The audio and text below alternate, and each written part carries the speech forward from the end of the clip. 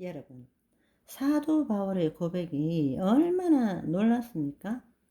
십자가 외에 결코 자랑할 것이 없으니. 그런데 우리는 하나님 나라 복음의 관점에서 우리의 구원을 예수 그리스도의 대속을 보지 못하기 때문에 우리는 십자가를 묵상만 하면 내 죄가 사함 받았다라고만 생각합니다.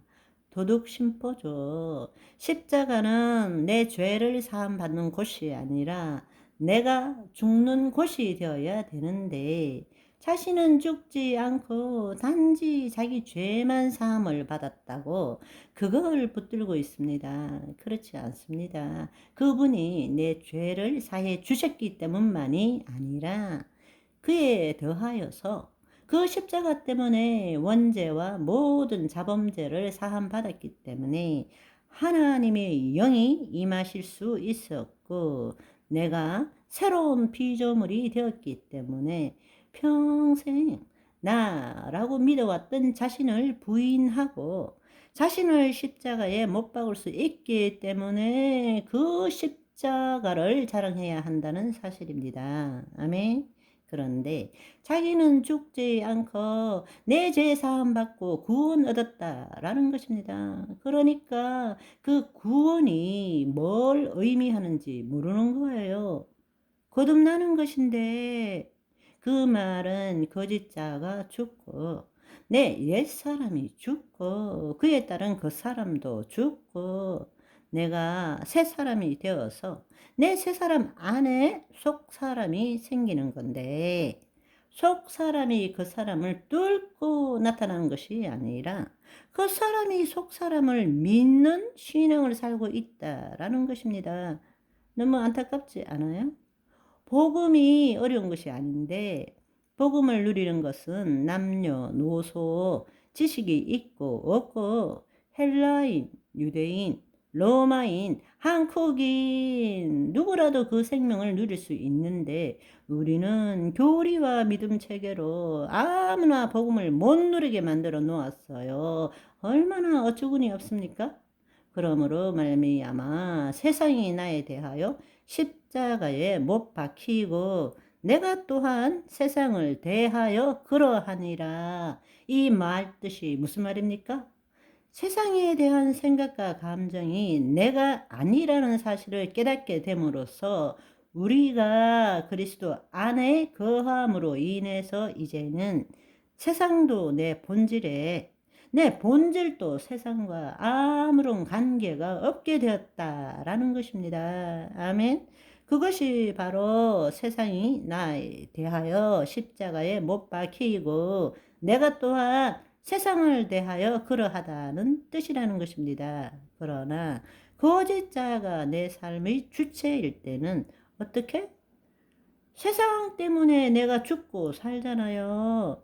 세상이 나를 죽이고 살리잖아요. 그러나 십자가에 못 박혔다. 내가 거짓자가 죽음으로 인해서 예수님의 죽음 때문에 내가 그 죽음에 연합할 수 있기 때문에 내 본질이 드러났기 때문에 이제는 나도 세상에 대해서, 세상도 나에 대해서 아무런 상관이 없다라는 것입니다. 우리가 거듭난 자로서 하나님 나라의 삶을 살게 되었다라는 것입니다. 아멘. 내가 누구인지를 모르고 산다는 것이 정말 가능할까요? 내가 내 삶의 주체가 되는 것을 포기하고 살 수 있을까요? 그렇지만 이런 삶을 상상만 해도 거짓지 않은 두려움에 떱니다. 그렇지만 여러분, 믿음이 무엇입니까? 바로 우리의 업적도 노력도 애씀도 아니고 오직 은혜로 인하여 믿음으로 말미암아 우리가 구원을 받았잖아요. 다른 말로 지금 우리 안에 하나님의 영이 함께 하시고 계시지 않습니까? 그래서 우리는 두려움을 직면하고 자기를 포기할 때 비로소 그리스도의 신비가 드러나는 하나님 나라의 삶을 체험하게 되는 것입니다. 다른 말로 그때부터 우리의 생각, 감정, 신체가 하나님의 말씀을 경험하게 되는 것입니다. 그럴 때 놀라운 사실이 일어납니다. 하나님의 생명의 흐름을 체험하고 느끼게 되는 것이죠. 그게 바로 조예의 영생입니다. 우리가 영생을 얻었다면 영생을 누릴 줄 알아야 합니다. 다시 말씀드리자면 영생은 하나님의 생명입니다. 우리가 거듭날 때 하나님의 생명이 임하게 된다는 것입니다. 우리가 거듭났다고 해서 거짓자가 사라진 것이 아닙니다.